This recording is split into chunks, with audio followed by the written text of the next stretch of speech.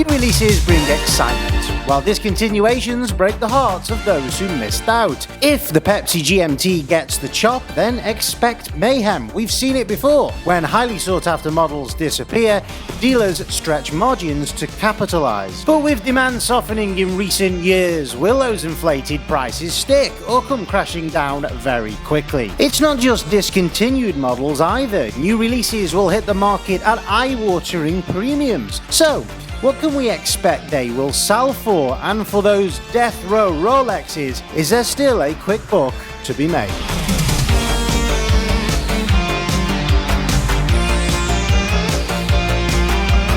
Welcome back, I'm Vinny, a qualified accountant turned watch dealer. Now, if you joined me a couple of weeks ago, you will know that I made a video speculating about some new logical predictions of watch releases we may see in, well, just under a month from now at Watches and Wonders from the Goliath that is Rolex. Now, Rolex will be joined by a host of other major international watch brands at the event in Geneva, which brings together journalists and enthusiasts alike. Now, why are discontinuations important? Well, frankly, because every year this happens. Every year watches are chopped from the collection. It can have massive impacts on the grey market. Now, I am, of course, a grey market dealer, so that matters to me, and it also matters to you in the case that perhaps you own one of these watches which is currently expected to be on the chopping block. So I think there is no better place to start than with the big prediction which has been going on for a couple of years now. That is the Rolex GMT Master 2 with Coke bezel. The retail price in this we would expect to be exactly the same as the Batman and the Pepsi currently in the collection, £9,650 if you were one of the lucky few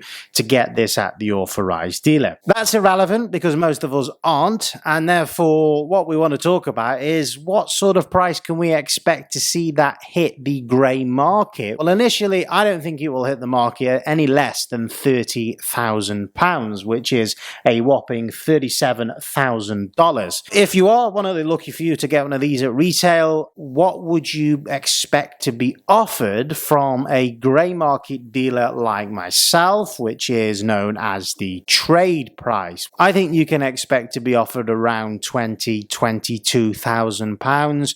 The reason why there's such a massive disparity between the prices that you will see them advertised at, which I speculate will be around 30k, as opposed to the trade price, is because there's just an enormous amount of risk attached to this. Now, in a lot of cases, look, this is a watch which has been dreamt of for many years now by enthusiasts and collectors alike, and some dealers will have a little contact book of clients that will be ready and waiting to pull the trigger immediately as soon as they get their hands on one of these. So those watches in many cases are already sold. Those dealers will know what they can afford to pay for them.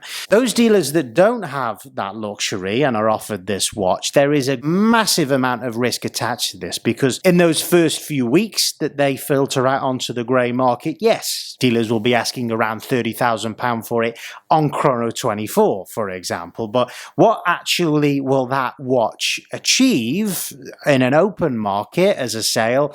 Considerably less than that, probably. It really is, you know, throw it at the wall and see if it sticks kind of thing when it comes to pricing a new release watch like that. Dealers tend to factor in a much bigger margin to allow for that extra risk and therefore the wiggle room that will normalize on the market and come down in price. What would I expect this watch, if it is to come to fruition, to settle at on the grey market? Well, it will fall to, I think, around £22,000, which is what, $26,000.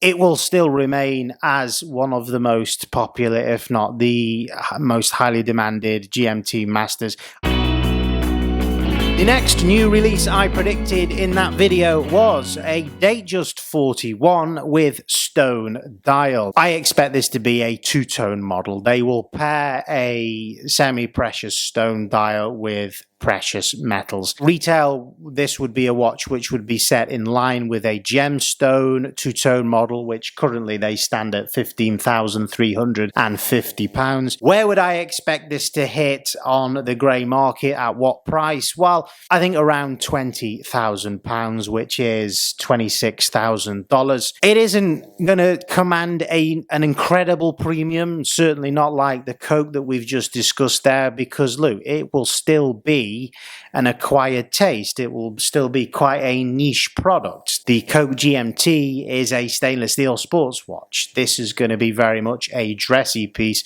which I don't think will ever gain hype status, and therefore premiums will eventually even fall away on that watch to being a below retail proposition on the grey market. Moving on to juicy discontinuations then, and the one that you've been waiting for, and many of you I've seen in my comments are absolutely sick and tired of hearing discussed on YouTube, the Pepsi GMT. Now, I don't think this will be discontinued, but just for the sake of appeasing many of my viewers, I'm going to scenario test if this does actually happen. Now, one of my big issues with this, and I'm not a supporter or proponent of buying a watch now, a month before the event, in anticipation of a discontinuation, only to think that you can sell it straight away after and make a handsome profit. And the reason being is because you've got to remember that the price that you will be paying now, a month before Watches and Wonders, is already inflated. It already has the premium associated with the anticipated discontinuation built into the price. And that was the case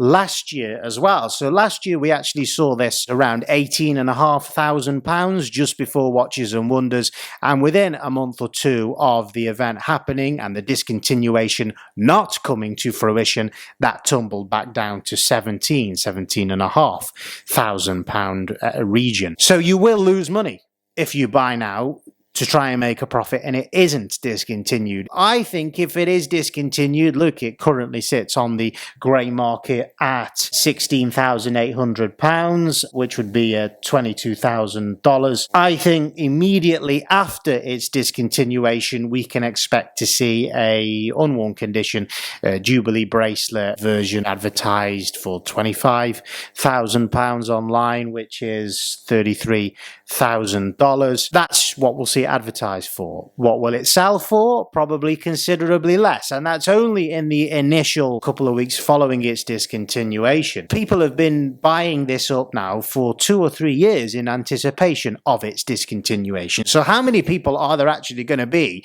in the market to buy this after the event? I mean, only a fool would want to do it. We are referring to new unworn pieces on a Jubilee bracelet, and we've all known for the last couple of years new inventory of the Pepsi coming out of the Geneva factory has been very limited indeed. So it could be the case where new unworn Pepsis will become very difficult to come by, and that they will hold strong in the long term on the grey market as well. The next discontinuation prediction I made was the Celebration Dial Oyster Perpetual. These are available, I think, in 31mm, 36mm and 41mm, but for the sake of this analysis we are looking at the most sought after model, which is 41mm. Now this has a retail price of £5,550, and currently they retail on the secondary market for £14,500, and that is $18,000 in the United States. After its discontinuation, I expect this watch to increase to around £18,000. I'm looking as a comparable in history at the Tiffany dial when that was discontinued. I think it reached £20,000 back in 2022 after just 1.5 years in production. Look, this one is nowhere near as popular